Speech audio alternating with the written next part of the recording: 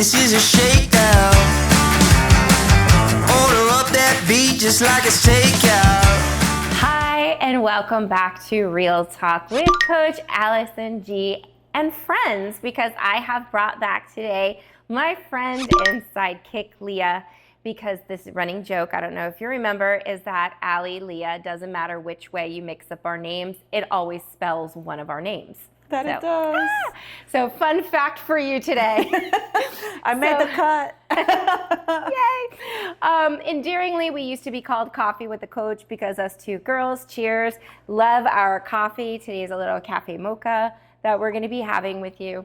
But today's episode is really something that struck a chord with me when I've talked with people, no matter what age. You could be in high school, you could be elderly. It doesn't make a difference. These are things that I've witnessed, I've seen, I've talked with people about, and I've experienced. So literally today, we're gonna be talking about creating your village and why not everyone wants to see you succeed in your goals. It's kind of a counterintuitive thing to talk about because it seems a little weird when we talk about people not supporting us, because we're supposed to be lifting up people, whether it's women empowering women or just being unified in what we're doing. The sad fact is that's not always the case. Not everyone wants to see you succeed, and that's why there's the term misery loves company, right? Yes. I know we've all heard that before. So what do I mean about raising a village? Well, if you're a parent, you understand that it means many hands are needed to take care of a child, whether you're related by blood or you're not. If you play sports, you know that your team is ultimately a necessity for you to succeed.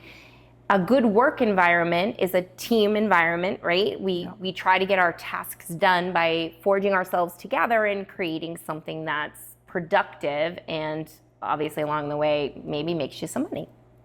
However, to achieve those kinds of successes, we really do want to lean in on people, and we do want that expertise and experience of those around us. However, be careful who your village is.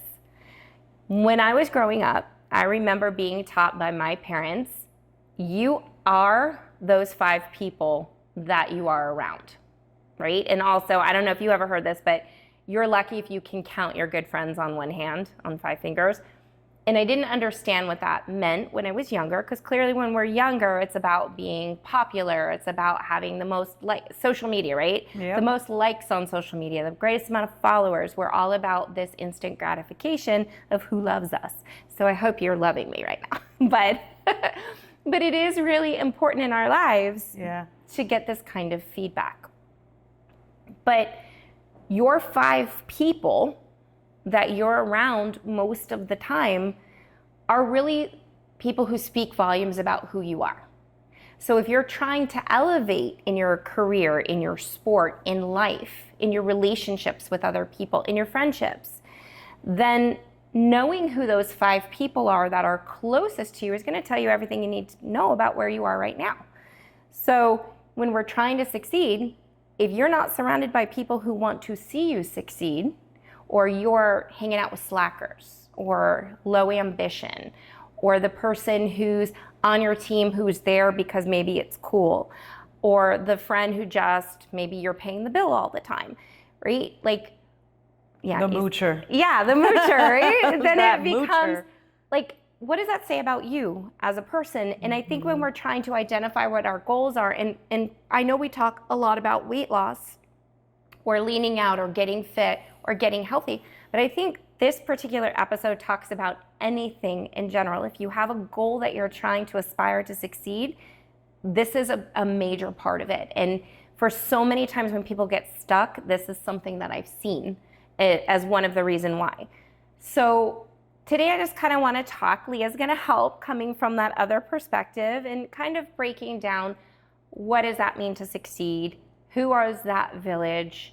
And again, why do people want to see you fail? So have you ever come across people in life like that? Sure, I have. I think, especially with my job, right? Because it could be very competitive, especially if you're trying to do camera or just go up any ladder, whether being a producer in the producer route or directing or whatever, you are always going to be that protege. You start off as a protege inevitably.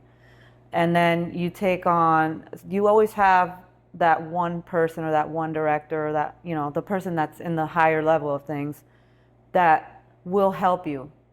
But then it comes to a point where they will help you to a point, right? Because then they're just like, they're seeing, well, wait a second, I'm probably teaching a little too much to the point that they're going to start taking some of my jobs. Now, I learned earlier in the year, my boss, my CEO from DF, Dragonfly, he had me read a leadership book. And I think reading that book helped remove that stigma of trying to protect your job, so to speak. Because if you want to be a leader, at the end of the day, you want to see that person succeed and to be able to take on those responsibilities, right? So I think with learning that, it helped remove that fear. Like if somebody comes into the studio one day and I'm like, oh, I don't really want to teach them everything, right? It's more like, yes, let me teach you a lot of stuff. But that's my perspective. But there are people out there, and I can't remember off the top of my head any kind of, well, I can, but I don't really want to put that business out there because you know where I'm going with that. We share secrets. Huh? We share secrets. We share secrets. So in my previous job, I don't know if it's a career. I think it was more of one of my transitionary gigs, so to speak, before I actually went full time with the film industry. I was working in the live side of things, so I was working in concerts. And, unfortunately, there were some people in the leadership role where they weren't very supportive of you trying to advance and potentially getting that touring job. It's seen as a bad thing, or it was like it's a no-no.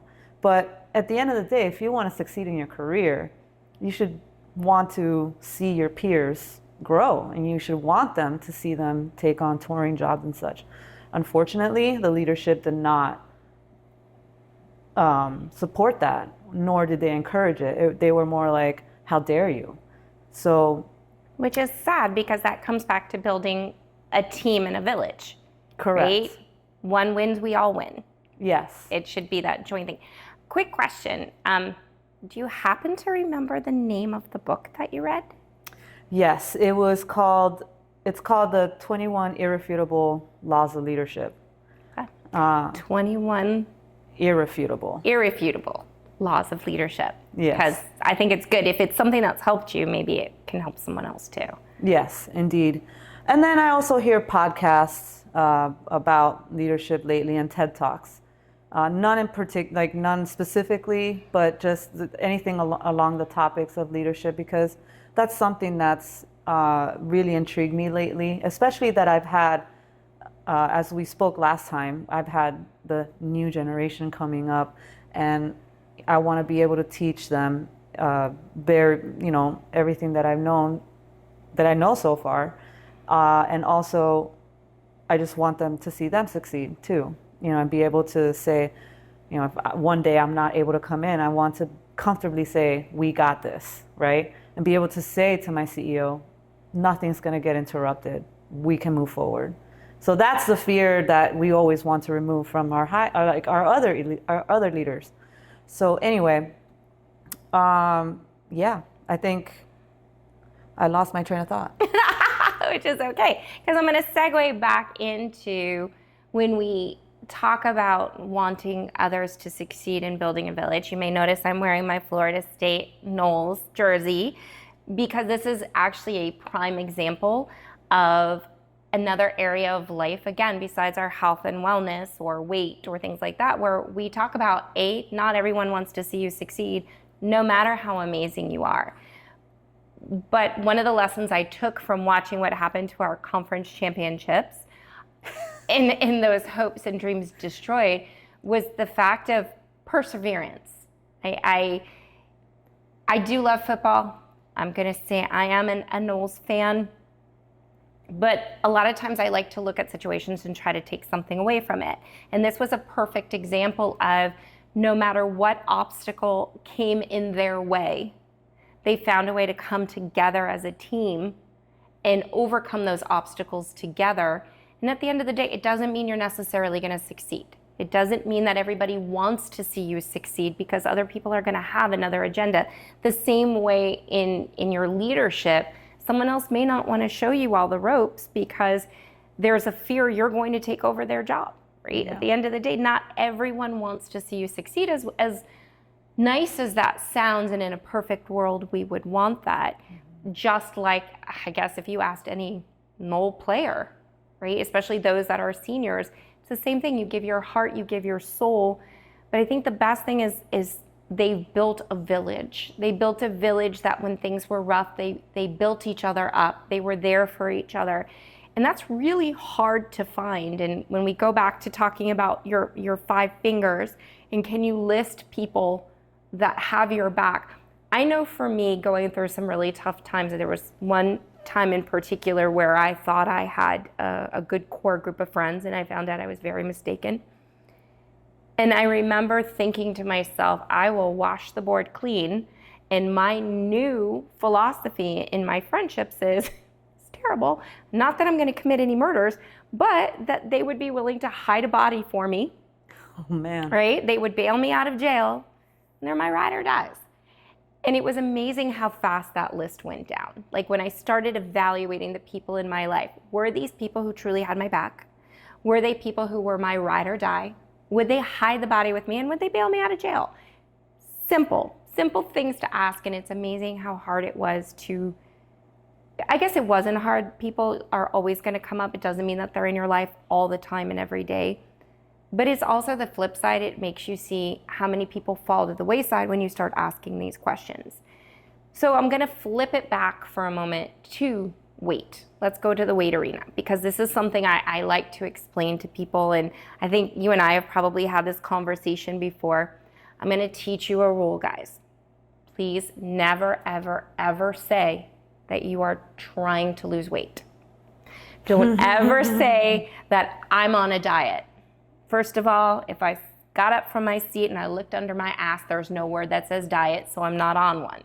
But I never, ever want you to say you're trying to lose weight when you're in a group of people. Why?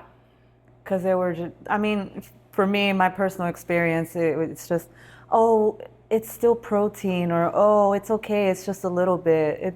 It's fine, just taste it. You just hear just taste it, because they're just, and you can see with their eyes, it's so crazy, like just that the look that they give you, just taste it. And it's more of like Adam or Eve giving the apple to Adam, like, just taste it, it's an apple, you know? Absolutely. So that'll be another episode. That's a different mindset called the food pushers. But part of the reason that I don't like people saying that they're on a diet or they're trying to lose weight is because I guarantee you there's probably 3 other people you know, or almost anyone in a room who's trying to achieve a similar goal. They're either trying to lose weight, they're trying to lean out, they're trying to accomplish something. Not everyone can persevere. So if you and I go to, and this is a great example because this happens all the time, we go for dinner. I'm trying to lose weight, you're trying to lose weight. Maybe we don't talk about it with each other, or you're trying to lean out, I'm trying to lean out. So I decide to go in and I'm gonna eat clean. I'm gonna go in, I knew what I wanted to order before I walked into the restaurant. I'm ready to eat clean. You walk into the restaurant, I sit down, I order grilled chicken, I got my vegetables, I got my salad, my plate's looking clean. You want a burger with fries. Of course I'm the burger with fries. You want to be the burger with fries. I'm making you the burger with fries. I mean, yes, it should go without saying, Okay. yeah, I am all about the burger and fries. You want the burger and fries. Yeah. If we sit down and we talk about what's the number one question, what are you going to get? What do you feel like getting today? Right? We have this banter. Do you want an appetizer? Do you want whatever? Yeah. If I said, no, thank you. Do you want a drink? Yeah, right? Like, my answer should be, no, thank you. And then I turn around with, I'm trying to lose weight before I go to the wedding next week. You've been trying to lose weight, but you ordered that damn burger and fries. Yeah. So what are you going to try to do? Just have you order a little something to sabotage that clean meal. Yep. Or, come on, have a fry. But you just tell me, one's not bad. I know, it's okay. It's a start. Yeah. It's good for you. You're going to try to get me to break, right? It's almost that tug of war.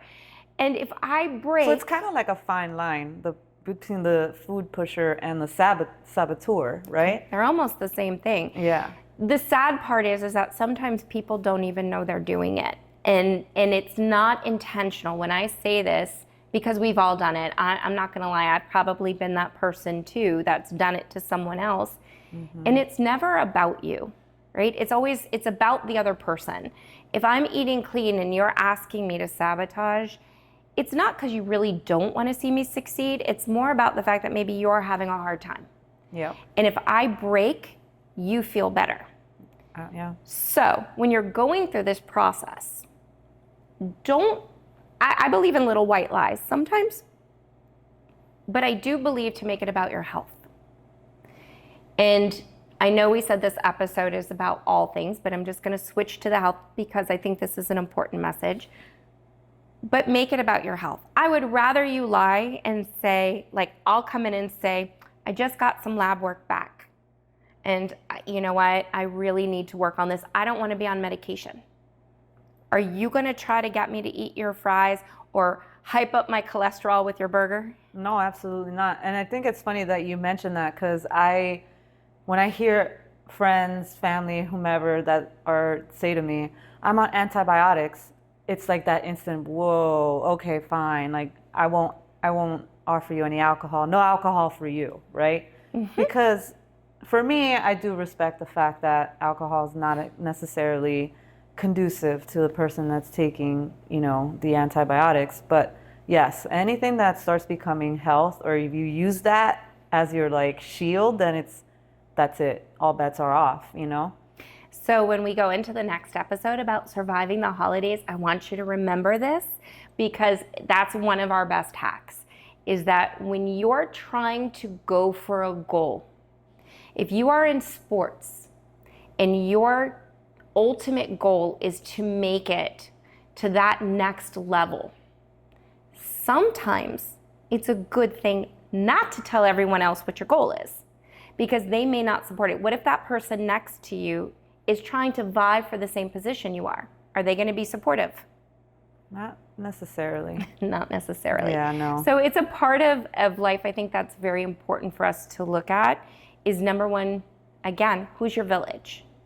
Yeah. If you want to grow in your career, I want to say, I believe this was Wayne Huizenga. It was one of those stories that always fascinated me. Starting very low on the totem pole, right? He started in sanitation and waste, but he knew he wanted more. So what do? You encircle yourself with people of where you want to go. So if you want to become a CEO, do you continue hanging out with the sanitation workers? And nothing wrong with sanitation working, no. Right? Yeah. Very, very valuable job. But if you want to be a CEO, yes, you want to learn what's happening on the ground floor, but where's your next step? Exactly. How do you elevate? So the people around you should be a reflection of where you are, whether it is in health, whether it is in weight, whether it's in career.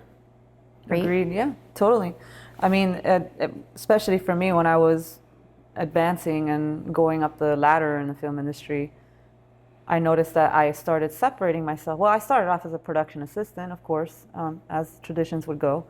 And then next thing I know, I saw myself hanging around with a lot of camera assistants and camera operators and just learning the lingo and learning their language and learning the tech. And wheels. Anyway, so Little interruption. we're in a live working area, so I just heard wheels and I was like, wait, squirrel? Anyway.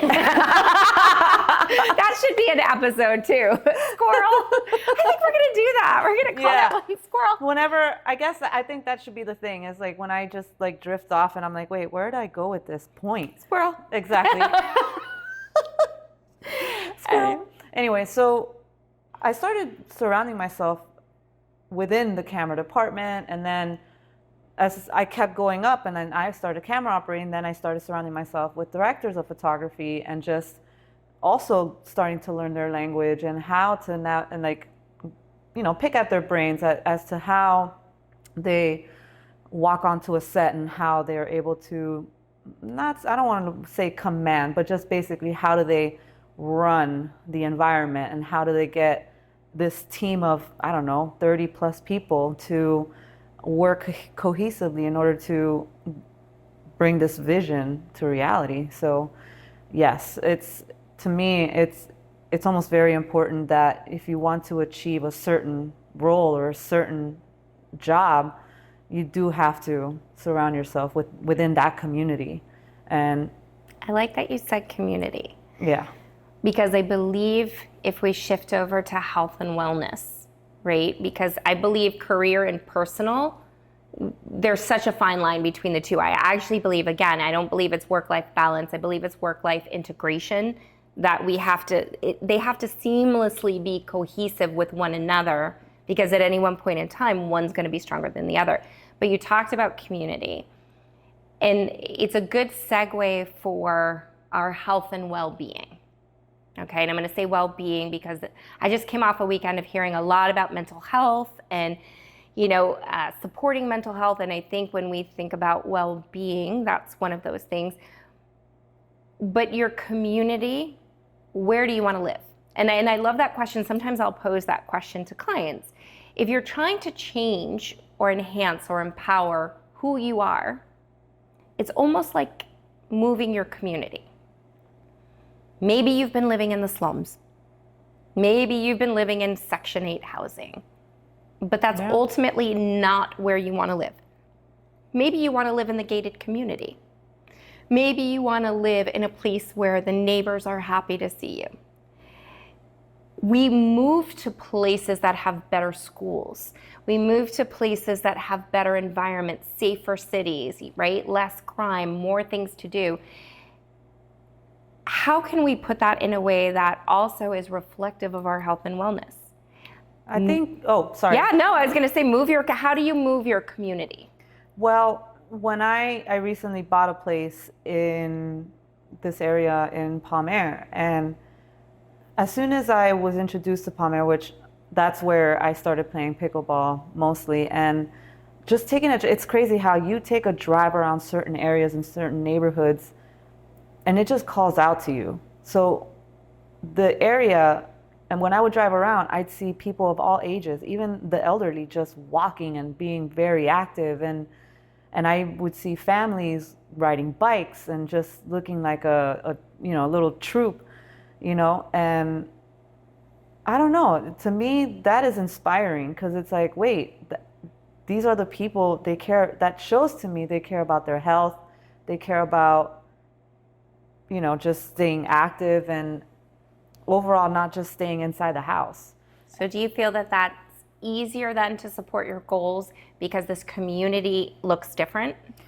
I think, yeah, and it's not so much that I want to say, hey, be my friend. It's more I see that, and it's a trigger for me to say, I want to do this too. So it'll drive me to start taking walks along the paths, and for me to take a run, or me get my own bike and start bicycling around the community, and just take advantage of the fact that there are other people out there also doing the same thing. So that is to my point why building your community is important, because community in this particular sense means more than just actually physically where you live. It's also about how you feel. So when we want to make a change, when we're trying to reach a goal, when we're trying to get to that next level, sometimes we have to make those changes into another community, into another place of how we're living and how we're being. And it's important, right? And just to bring that back around, it's whether you're a team and you've been let down how are you going to get up and respond? What is going to be the next step that you do? What community are you going to be driving for? Are you going to live in bitter? Are you going to live in anger? Or are you going to say, you know what, I'm going to prove the doubters wrong and I'm going to be stronger than ever? If you're in your own workplace, right, and the community is unsupportive, we look for somewhere else to go where we're going to drive higher, or you're going to be that next generation of leaders and molders. If it's our health and our well-being, we're going to continue to push to find the people who are going to support us versus sabotage us, right? Because trust me, remember, those people on the other side, they probably don't have your best interest at heart because they're struggling. Yeah. They're having a hard time. So take home point, guys. If you happen to be around a friend who you notice they're eating a little different, they're moving more, they've taken up a new skill, let's try to empower them and applaud them and raise them higher. And maybe if you're struggling, that's a community you want to move closer to versus trying to get them to join your community. Because when we're in a bad place, a lot of times when we're out of order and we're out of control, things look worse. Yeah. Right? Misery loves company. We kind of attract that general malaise and that overall, right? Like, that's just the only way I can see it. Yuck. But yeah, it's a yuck. But I know, even watching you through the years, when you've changed your community, when you've changed even some of your friends, when you've driven away from those toxic environments. And it's kind of easy to get stuck in that rigmarole, right? It's so, because I think it's a mixture of you that's what you know, and it's that fear of the unknown. What if you don't find anybody else and you just walk through? So it's almost like you put yourself out in exile. But in the end, you just have to trust the process and take that leap that better people are going to come along your way. And so that's what we're going to do this week. We're going to task you with trusting yourself to take a leap. Evaluate your community. Evaluate what your goals are. See if you're surrounded by people who want to see you succeed or the ones who are looking for your failures. That's going to tell a lot about your story. So instead of walking in fear, this week, I want you to walk in trust and in faith. You've got this. We're here for you. Our next episode, we're going to be talking to you about how to survive the holidays, because that is around, and we have some fun hacks. Maybe Miss Leah's going to bring her Crown Royal bag out to play. Not sponsored. Not sponsored. But until then, we hope you have a great week and take on the challenge of building a better community for you. So fresh. Get up on your feet, this is a shakedown.